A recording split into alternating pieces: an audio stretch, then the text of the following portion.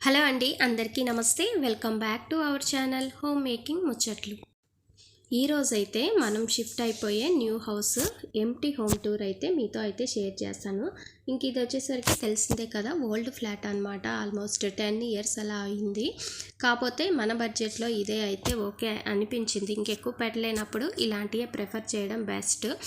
ఎందుకంటే మనము only house ఒక్కటే కాదు కదా, మిగిలిన అన్నీ కూడా చూసుకోవాలి. కాబట్టి ప్రెసెంట్ ఉన్న సిచ్యువేషన్ ప్రకారం మన బడ్జెట్కి ఇదైతే దొరికిందనమాట. కాకపోతే దీనికి ఇంకొంచెం ఎక్స్ట్రా యాడ్ చేసేసి ఇంకా పెయింట్స్ అవి ఇవి వేపించేసేసిన తర్వాత ఫైనల్గా లుక్ అయితే ఇలా ఉంది. ఇంక ఇది వచ్చేసరికి మాకు 2 పార్టిషన్స్గా ఉంటుంది హాల్ అనేది. మిడిల్లో ఈ గోడ తీసేసి మొత్తం పెద్దదిగా చేద్దాము అనుకుంటే చిన్న హాల్ అంటే డైనింగ్ హాల్ సంబంధించి బాల్కనీ ముందుకు వస్తుందన్నమాట. అప్పుడు హాల్ స్ట్రైట్గా రాకుండా కొంచెం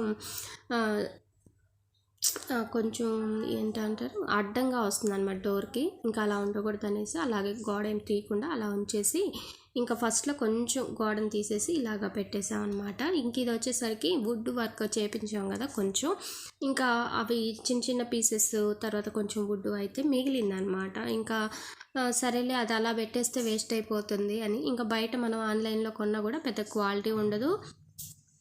ఇంకా ప్రైజెస్ కూడా సేమ్ ఇలాగే ఉంది. అంటే ఇప్పుడు మనకి చెక్క అయితే ఓకే, ఇంకా ఇవి చేయడానికి మనకి వర్కర్స్ ఉంటారు కదా, వాళ్ళకి ఇచ్చే మనీకి ఆన్లైన్లో కొనే మనీకి సరిపోతుంది. కాకపోతే వుడ్ మన దగ్గర ఉంటే వేస్ట్ అయిపోతుందని చేపించాము. ఇలా చేపిస్తే స్ట్రాంగ్గా ఉంటుంది అనేసి ఇంకా అలాగా చిన్న షోకేస్ లాగా చేసి ఇంకా షింకును అయితే మార్చామన్నమాట. నేను ఇల్లు మొత్తం కూడా వైట్ అలాగే బ్రౌన్ అంటే వర్క్ ఆల్రెడీ చేసే ఉన్నింది కాబట్టి ఇంకా దాన్ని మార్చాలంటే ఇంకా కొత్తగా చేపించినంత కాస్ట్ అవుతుంది కదా, అంత అవసరం లేదు, ఇప్పుడు ఇది సరిపోతుంది అనేసి సేమ్ ఆ థీమ్లో ఇంకా వేరే కలర్స్ వేయకుండా బ్యాక్గ్రౌండ్ అంటే వాల్స్కి వచ్చేసరికి కొంచెం లైట్ గ్రే కలర్ టైపు, మరి ప్యూర్ వైట్ కాకుండా అది. ఇంకా తర్వాత పైన సీలింగ్ అంతా కూడా బ్రౌన్ వచ్చేలాగా, మళ్ళీ ఈ ఆర్చెస్కి అంతా కూడా బ్రౌన్ వచ్చేలాగా అయితే పెయింట్ అయితే వేయించాము. మామూలుగా ఏంటంటే మనకి స్ప్రే టైప్ కూడా పెయింట్ ఉంటుంది, కాకపోతే అది చాలా కాస్ట్లీ అనమాట. ఇంకా అంతా అంటే మెటీరియల్ వర్కర్స్ అంతా కూడా కొంచెం కాస్ట్లీ. పెయింట్ ఇప్పుడు మనకి ఒక 30 రూపీస్ అనుకోండి, ఆ ఆర్చిక్స్కి ఆ డోర్కే మనకి ఒక 10 రూపీస్ అవుతుంది. ఇప్పుడున్న ఈ బడ్జెట్లో పెట్టలేంలే అని చెప్పి, అంటే నేను ఎగ్జాంపుల్ చెప్పా అని చెప్పేసి జస్ట్ ఊరికే పెయింటే వేయించేసాము.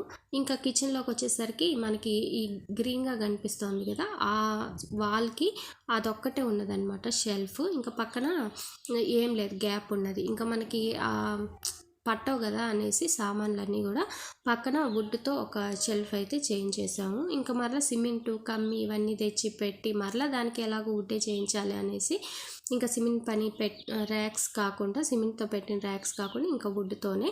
ఇంకా కిచెన్లో డోర్స్ కింద సైడ్ అంతా కూడా మార్చేసాము. అవంతా కూడా పొయ్యి ఉన్నాయన్నమాట.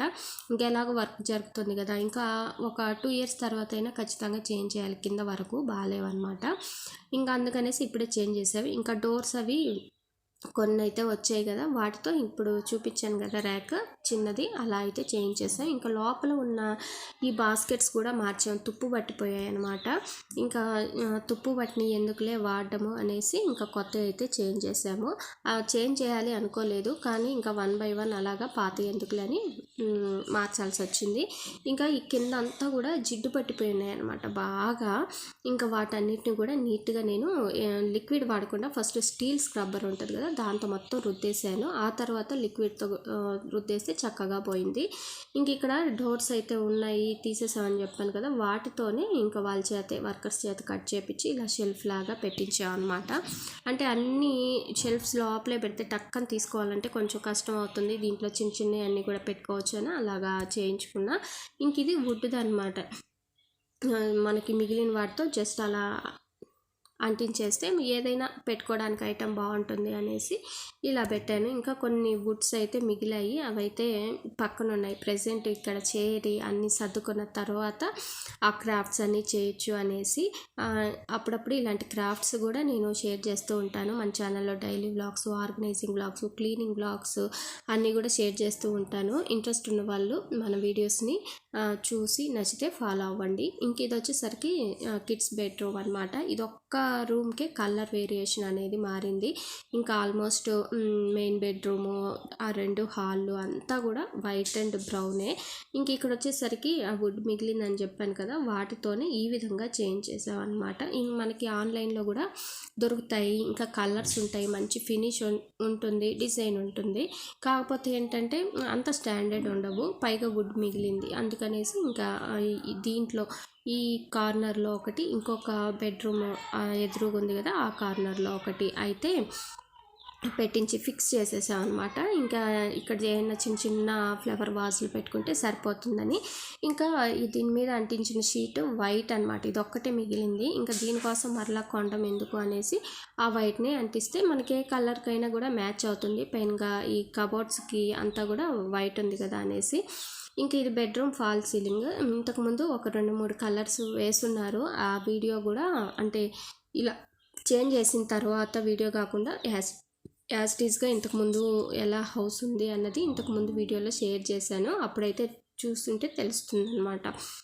మనకి 2-3 కలర్స్ వేసి ఫాల్ సీలింగ్ అయితే వేస్తున్నారు. ఇంకా అన్ని కలర్స్ వద్దు అనేసి వాటి మీద ఒక 2-3 టైమ్స్ వైట్ వేసేసి పెయింట్, ఆ తర్వాత ఇంక ఈ కలర్ అయితే వేయడం అయితే జరిగింది.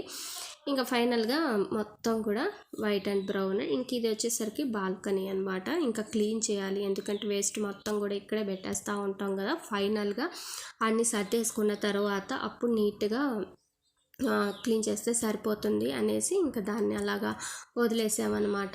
ఇంకా ఇక్కడ డైనింగ్ టేబుల్ దగ్గర ఒక చిన్న షెల్ఫే ఇచ్చారు పైన, కింద వరకు లేదు, ఎందుకంటే మనకి ప్లేస్ అనేది సరిపోదు అనేసి.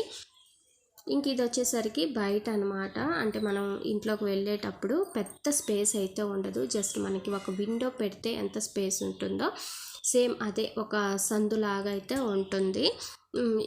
ముందు ఎటువంటి పెద్ద ఖాళీ అయితే ఏముండదు అనమాట. ఇంకా మనకి చెప్పులు స్టాండ్ పెట్టేస్తే ఇంకొకరు నడవడానికే ఉంటుంది.